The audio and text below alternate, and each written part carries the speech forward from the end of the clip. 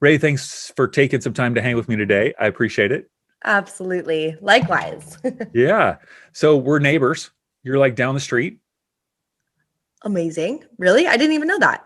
Well, you're in San Diego, Okay. right? Yeah. I'm So in Orange in County. San Diego. Yeah. So we're Down only down the down the big street. down Gotcha. the down the 405, down the Yeah. five. It is great to have you here. I was just mentioning to you that you Facebook friended me, which I thought was awkward. Like, I don't know if you're trying to stalk me or, you know, Clearly, yes. Yeah. yeah, Absolutely. that was Mhm. just interesting. You have quite a story, an amazing story, and I want to get into it. So, because I think when you friended me, which I swear you did, because I would not friend a woman randomly. Like, And that for just everyone listening, I don't remember friending. So there's something mysterious happening here. then all of a sudden I just start seeing these videos, on my feed of this woman dancing in the middle of her living room. And I'm on, what is going on here? And it was like mesmerizing. I was like all mesmerized. And I'm the whitest dude ever. Like, I do the white man shuffle, just kind of like back and forth, back and forth. It's just not going to happen. So, tell me your story about being a dancer and how did you like find your way into this amazing spiritual soul aligned business that you have now? Yeah, absolutely. So honestly, like I don't even remember becoming a dancer because I've always been a dancer, sort of thing. And I grew up, my parents were like, you were always just dancing around. As soon as you could talk, you're like, look at me dance. And like, I would like, mailman comes, I'm like, I have tickets made. I'm like, come back at 6 p.m. Like No you have to way. be here. So my parents were just kind of like, oh my gosh, who is this child? Like inviting the whole neighborhood over to watch these performances and stuff. And so that was just who I've always been. And I think from when I was really young, when I was like 2 years old, still moving, very active little baby. And my parents had a friend that owned a dance studio, and they were like, the owner of the studio was like, let's get her on stage, let's like put her in a cute little outfit and just like, I have a show coming up in a week, let's just put her on. And so I did my first show when I was 2 years old. That's when I was on stage for the first time, and I think I just fell in love with it. It was never, my parents never pressured me into it. They're both artists themselves, and it was just where I like found my home. So I grew up doing mostly ballet, but tap, jazz, hip hop, musical theater, all of the things. And that just became like my thing and my reason for being alive, and what I dedicated all my time and energy and love to. And so I continued dancing. I actually ended up leaving high school early so I could dance more, because I was like, this stuff is boring. I just want to dance, and like I want to like really get the most out of this like art form. And then I ended up getting accepted into a dance conservatory, which is basically like a college, but all we do is dance or dance related things. So we had, instead of like math, we did music. Instead of history, it was all art history. We did have one neuroscience class, and it was neuroscience for the arts. Yeah, So yeah. it was really an amazing experience. And that school is out in Boston.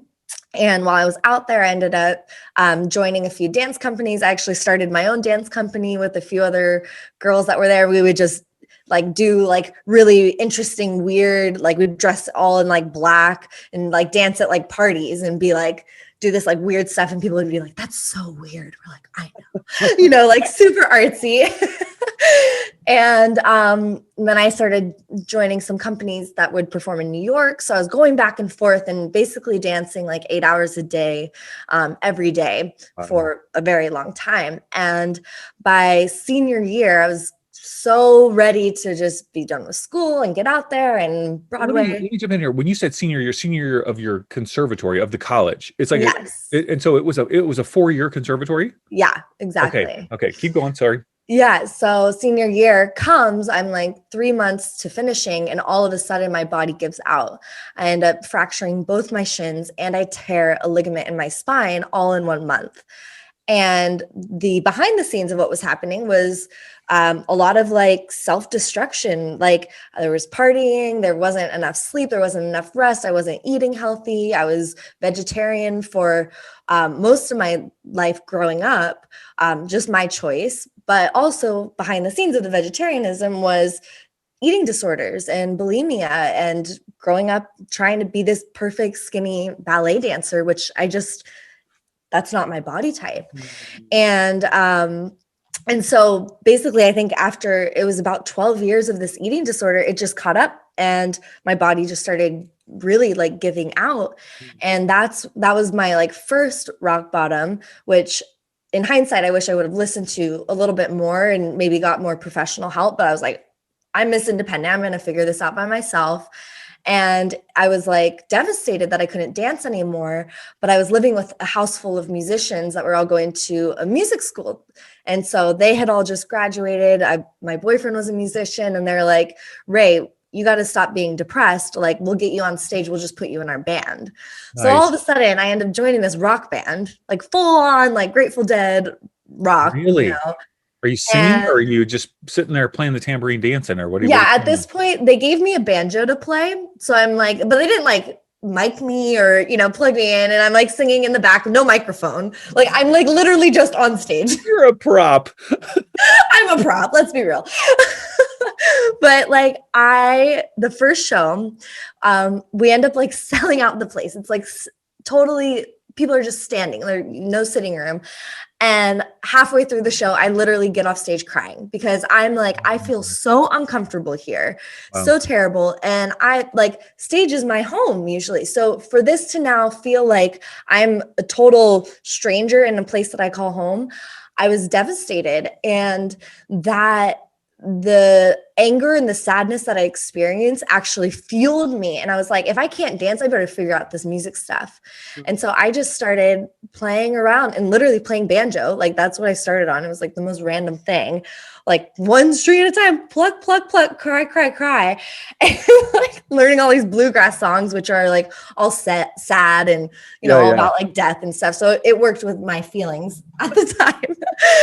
And I ended up just being like, all right, I'm going to try this music thing. And me and my boyfriend, we packed everything up, put it all in a car, and we just started going from one town to the next. I like gave up on all my big dreams. My parents were like, oh my gosh, this is crazy. And I was like, I'm just going to live out of my car and we're going to play music on the street and make pennies to How long did you do that? Enough gas. So we did that for a year. No all way. Around the US. Mm-hmm. In like a van or something or a well, eventually we upgraded to a van. Yeah. We started in a CRV. Oh my goodness. Crazy. And obviously you were in bigger metropolitan cities where you could have foot traffic and that's called busking, right? We were, busking. I mean, we were in the big cities and the small cities. What we found was the big cities, they actually were terrible because no one cares about you. And the small towns, at least people are like, they have time, so they get to know you. And then, they offer you lunch and maybe a place to stay, maybe a place to shower. And we were just on the whim. And how long ago was this? So this was in 2013. Okay. So about 8 years ago. Wow. Mm-hmm. All right. Are you still with this guy? No. Okay. All right. He did not make the trip. He got, okay. All right. But we did have a long journey and I'm super grateful for everything that kind of came from it because as we were on the street, I'm looking at him. He's an amazing musician. I'm looking at myself. I'm not the best musician, but I'm a good performer. And I'm like, we're making like pennies. Like we just went to the top music and dance schools in the country. And now we're on the street making pennies. Like something's off here. Yeah. And I started thinking about it. I'm like, it's not the art. It's actually, we don't know business. And that was where I started to dive into business, diving into what is our message and what are we marketing and how can we like sell this? Mm-hmm. So I had no idea. I wouldn't even called it business back then, but I just was like, I just want to figure out a way to like do more and be on bigger stages and share our message of like love and connection and empowerment. Mm-hmm. So fast forward, basically after a year, we ended up attracting some other musicians and we started our band and we just kind of continued, but it was like slowly grassroots. We just upgraded. So we went to the same towns that we had been playing on the street and we were able to find like, oh, there's like a little tiny music venue. Let's go there. And so throughout 5 years of doing this, we ended up becoming like a nationally touring band, attracted some incredible musicians, top musicians like that were touring around the world. We're like, come do this project. They're like, okay. and had full management, booking, playing amphitheaters, festivals, all sorts of stuff. Wow. So it was an incredible journey. And I really, like, at the beginning of the music, it was literally just to heal. It was just to refine myself and to be okay with where I was at. And never would I have thought that I would be playing in Pepsi Amphitheater and stuff like that. So while the band was gaining a lot of momentum, I ended up still, again, I didn't say like, or I shared, like, I didn't get that professional help that I probably needed at the time. So as things kind of got a little bit more amplified, I turned to drugs and alcohol to still deal with the stuff that I had kind of been keeping on the under the surface. So after one of our late night gigs, I actually got to a point where I was like, I'm done. And so I had a suicide attempt where I drove my car off of a cliff, which ended up being a canyon. And the car, as it was rolling, I had my like kind of walk into the white light moment where I heard God, creator, spirit, whatever you want to call its voice come in and say, hey, you've been asking to leave like almost your whole life. So here's a gift. If you want to take it, like, this is your opportunity. But if you don't want to go, like, let us know right now.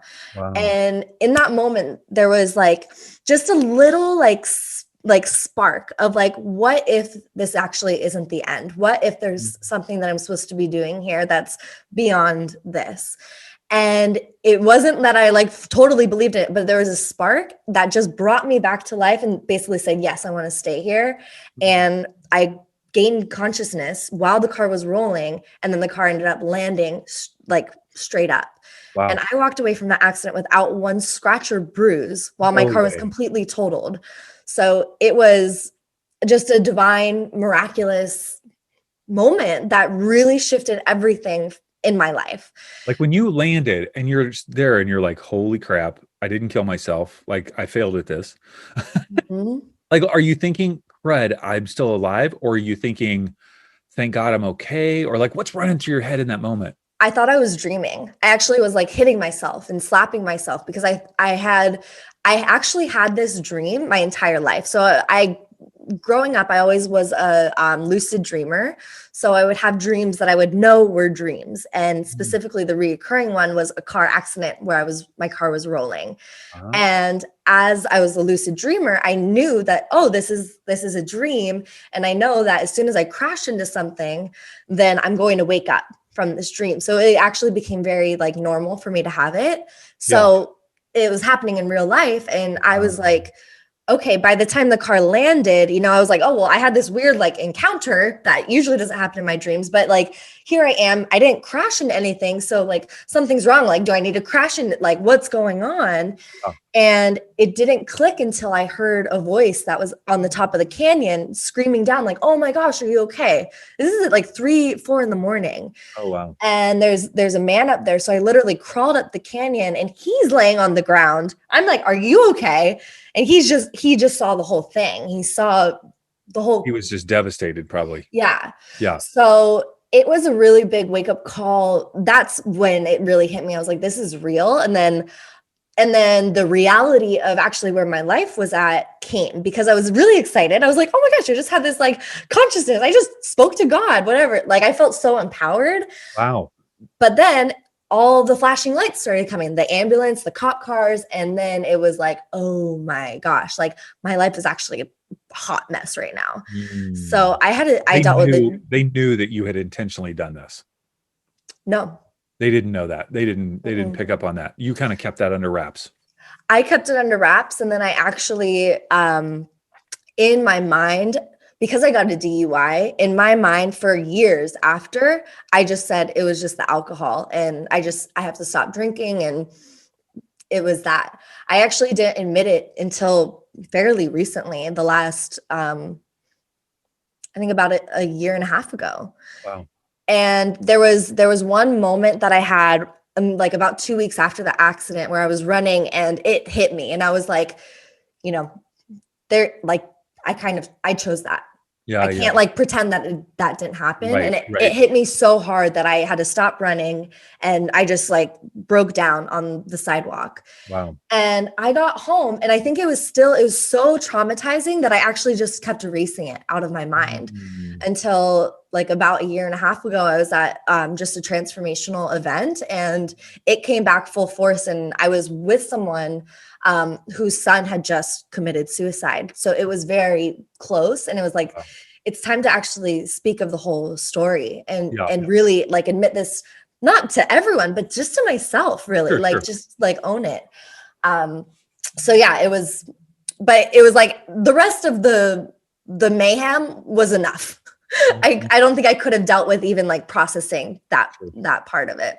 Mhm. Um, but that's what led me onto such a deep, profound healing journey and into saying like, my hands are up, like I need help. Like I'm ready to finally receive some help from people. So I went and sought out help from Eastern, Western, shamanism, personal development, coaching, like every little thing that I could find. And I was already interested in spirituality. My mom had me start yoga and meditating when I was about like 12 or 13. I was already a certified yoga instructor. I Wow. already was doing Reiki. So I had these things, I just wasn't using them. So I started just finally using these healing modalities that I had learned on myself. And that's what got me into the coaching space, into bringing communities together. Because I realized, this isn't about us just doing it one at a time by ourselves. It's actually like we need to come together. We need to Yeah. support one another. And through that, I started doing women's empowerment work, transformational work. As that grew really quickly, because I had all this like kind of random business knowledge, it grew really fast. And then my clients ended up saying, okay, well, can you teach me about business actually? I'm like, I never would have thought I would be doing this, but okay. And so kind of the fast track, that's what led me to now being a soulful strategist and a business coach and consultant for spiritual based entrepreneurs, master healers, creatives, visionaries that really like want to step into their leadership and put something out there into the world. So it all ties together, but I think business is such an amazing way to speak about transformation in the world, in the 3D world, Mm. and really like create something that we can leave here, build a legacy, and let it live on beyond us and beyond our stories. Man, I thought I had a crazy story. Your story is crazy. I mean, I knew part of that, but wow, that is amazing. You are so fortunate to be alive, and like the world is fortunate to have you alive. Ah, so Mhm. good. How when did you start your first kind of bringing women together, and like when did that first kind of come to fruition? Like how many Yeah, years ago was that? that was in 2016. And Okay. it started by producing a festival. So I kind of went all in, and I was like, I want to like, let's make a festival happen. Like I'm used to Yeah. performing at them. So let's just create one. And at the time I was actually dating a woman. And so her and I were like, ooh, let's create the Goddess Fest. And Ooh. so it was a festival celebrating the divine feminine in everyone, celebrating community, healing, sustainability, the arts. And so we ended up putting that together, and we ended up doing that 3 times. So over the span of like 2.5 years, and Okay. it grew to 400 people being out in the mountains of San Diego and a 4-day event. So that was really the thing that kicked off my coaching. And then from there, I started doing more like private groups and then one-on-one and all of How are you that. making a living in the midst of all this? Like I hear you living on the street at one point, and now you've gone to, okay, I just tried to commit suicide. I just ran out. You were in a band. You Mhm. transitioned out of the band at some point. We obviously don't need all those details, Yeah. but like, are you doing things on the side as well, or you're just hustling and making it work as a coach? Yeah, hustling and making it work for sure was like the main thing. While with the band, we were just made just enough to get by. And it was a community effort. Like we wouldn't have survived without community support, people hosting us and housing us and all sorts of stuff. So it wasn't the traditional like you make your money and then everything gets paid for. There's lots of like trading and just people supporting. Yeah. Um, I think some side hustles that I had was like doing some modeling for like art classes and stuff, teaching dance, teaching music here and there. But it was never anything consistent because I was always touring. And I was with the band for 5 years. But then the band kind of broke up and I left the band, I actually went to India and kind of on a whim. That's a whole other story. But that What led did you do me in India? I ended up touring, playing music. I ended up coaching. I ended up working with tech companies, teaching meditation. I ended up working with stage 4 cancer patients, teaching meditation and laughter and movement.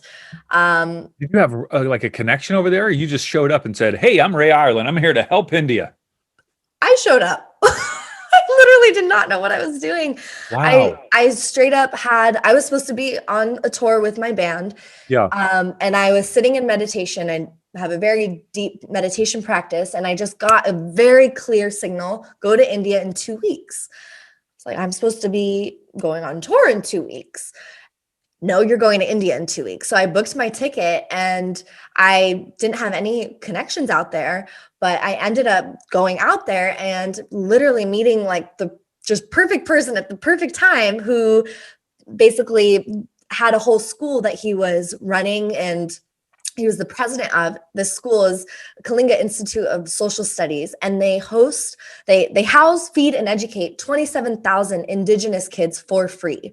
So when I heard about this, I was like, this is angel work. Like, this is like earth angel, like in the making. This is insane. And so he was like, do you want to come to the school? Do you want to meet the kid? Yeah, I don't know why I'm here. Sure.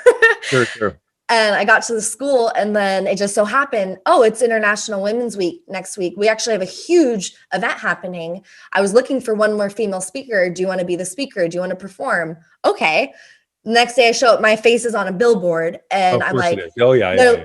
yeah. And they're like, oh yeah, by the way, it's like going to be like over 10,000 people here. So that was within like 2 weeks of me being in India. So it just kind of rolled out from there. I was there for 3 months the first time, and then I went back a second year, again, another 3 months, and kind of same thing happened. You know, I've been to India like 10 times. And I did not. Oh my gosh. Documentary on orphans in India that was on Netflix for 2 years. Oh, wow. Yeah. I have a deep love for India, and I've Mhm. got lots of friends in India. So, okay, so crazy story. You're just like, this is all over the place. You're absolutely crazy. Okay, my first question is, as I hear this, you seem like ultra artistic. Like, hey, I've got this download. I got this vision. I'm gonna go to India in 2 weeks. But also, you're teaching people about business, right? Now, I know soul aligned business, spiritual business, but yeah, like, how do you actually get stuff done when you're like so artistic? Do you actually? Because I'm the guy. I can be kind of artistic, but I'm the get the stuff done guy. You know what I mean? But like, if you're putting on a festival for hundreds of people, are you the one getting stuff done, or do you have other people that help you get? You know what I mean? Like, help me understand that part of you. Yeah. So I think I would put this in like, thank you, Dad. My dad's an architect. So he holds that really nice balance of being creative, but also very analytical. So from a young age, I've also always been like hyper kind of OCD organized. I would organize every single book in the house, ABCD, all the way up to like the first like word in the book sort of thing. Like, my parents are like, oh, there's something a little strange. All my clothes are color coordinated. So that's just like how I am. Yeah. So I think there's something that helps me just in terms of like my organization. Sure. And then I know how to bring people in and help collaborate, because the problem that I come up with is like, I don't have enough hours in the day to do everything I want, because I see the vision very clearly. And then I see everything that has to happen. And when I was like younger, I would try and do everything, which meant like I wasn't sleeping. Yeah. So now there's a little bit of a balance. It's still my weakness though, is like figuring out how to do it all. Oh yeah. And how to just bring in people that are even better at it. Yes. Okay, so right now, in terms of your business, what is your primary focus? Like, what is who do you help, and what are the programs that you do to help them? Yeah. So right now, my primary focus is really helping people that are in corporate who kind of feel like they're a little bit out of place, or maybe not even corporate, but they're in a professional career and but they feel like they have something that they really want to put out into the world, and usually it is a coaching business of some sorts. Usually it's connected to transformation, spirituality, meditation, a healing practice, something like that, something that they're kind of practicing maybe like behind closed doors, or they're kind of like a closet creative. So I help them go from having it be in the closet into really coming out, using their social media, using their networks, and really like looking at the identity too of like, okay, I'm going to step away. What would it be like if I step away from my, very consistent, safe job and step Right. into becoming an entrepreneur and setting a business up that's going to be sustainable for me and my family, and stuff like that. So that's really who I'm working with right now, mostly. And I also love, and I think I'll probably be shifting a little bit back into this, but I love also working just with the entrepreneurs, the people that are already in that space, and just taking them to that next level by like really connecting deeper into your soul. Because I think a lot of times what I'm seeing is entrepreneurs, they're like going out there, kind of like what I shared, you get to a burnout stage. Yeah. So it's like figuring out, okay, how do I organize and schedule things, and also create a bigger vision of like, why am I doing this? Like, Yeah. it's tough work. So you need to really be connected to that. Yeah. And are you doing that through group programs or one-on-one or what? Yeah, both. So Mhm. so I have very high level one-on-one. So that's just for a few people at a time. And then I have a group mastermind that I lead, 6-month mastermind for those that are really ready to kind of take action. And then I do free like master classes and stuff via my social media for people that are like, I'm interested, but not quite Of ready to course. pull any triggers. Right. And what about the dancing? So I see you dancing on, my Facebook feed.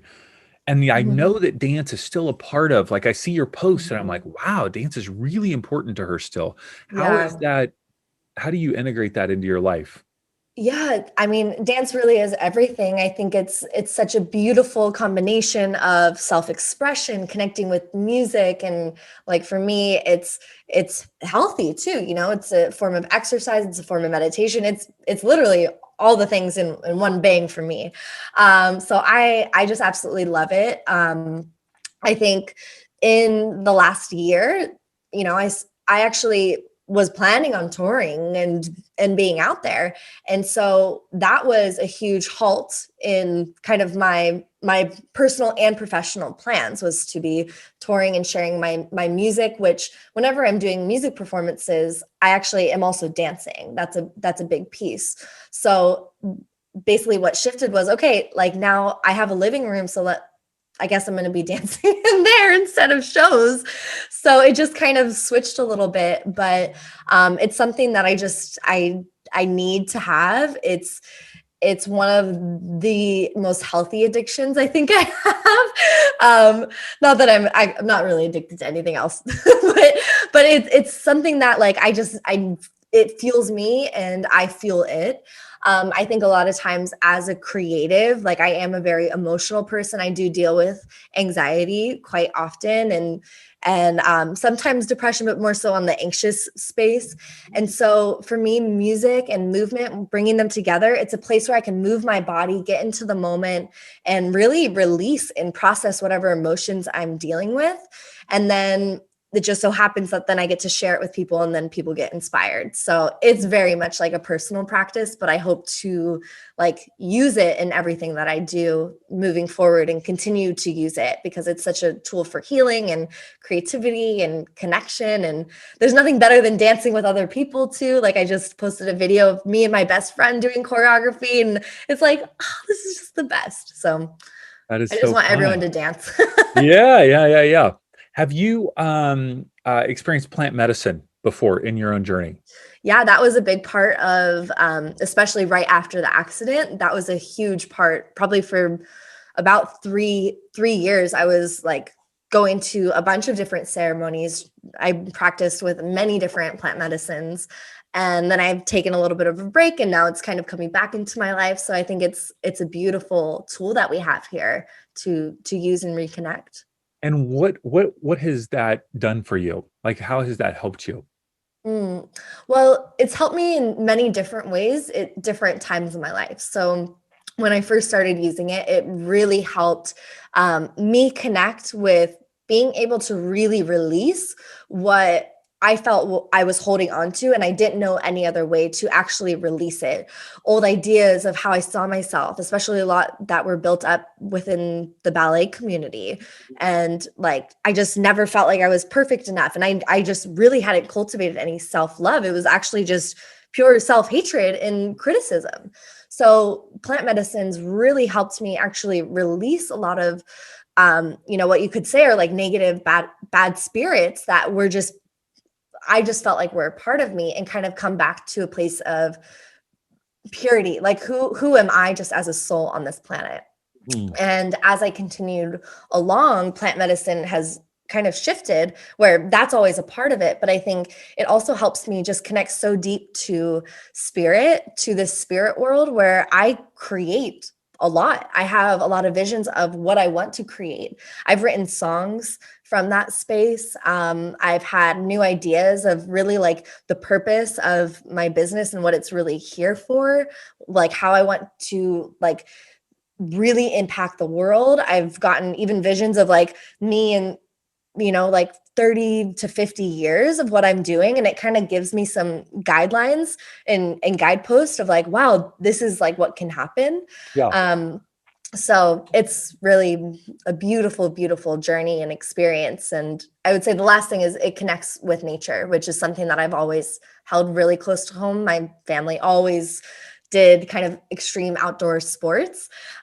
So really that's brought like a deeper connection to the power of nature and the power of oneness that we have as an ecosystem, as, humans connected to Earth, which I think is something that is kind of separate and lost. Has your experience primarily been with mushrooms, or ayahuasca, or both, or? Mushrooms, ayahuasca, peyote, San Pedro. Mhm. So a All the full, things. mhm, All the things. You have lots of yeah, experience with all the things. yeah. Amazing. Okay, so Rae, if somebody's listening to this and maybe they may even be hearing that you could have a business that was focused on helping people spiritually or helping them with their life or healing, right? That may be even new for them. And that maybe they're interested in that. Like, what would you say to them if they're kind of just coming to that realization, maybe for the first time, like, wow, I didn't know I could take this thing that's so personal to me, that's in transform my life and actually create something, a business out of it. What would you say to them? Yeah. Well, I'm getting goosebumps and you just like even prompting this question, because what I would say is like, listen up.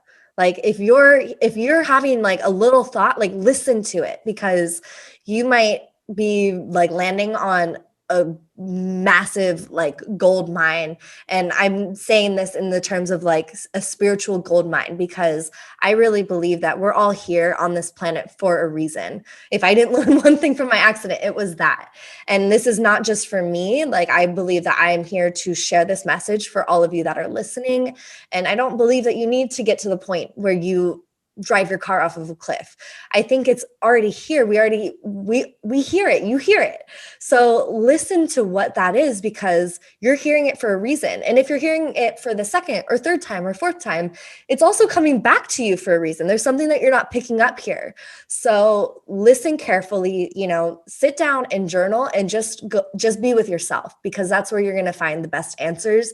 There's so many people that can support you in so many different ways, and you can have anything you want, like it's all here and it's all in different scales. So if you're just starting, like there's support for you, you don't have to jump, like feel like you're like jumping into like a wild, I don't know, Wild Shark Blue Tank or Yonder. something. Yeah, like there's something there. But the first step is just to get clear with yourself. And so whether that is meditation or anything that will drop you into your presence, music, nature, whatever that is, even maybe a conversation with a close friend, but start to like ask yourself new questions.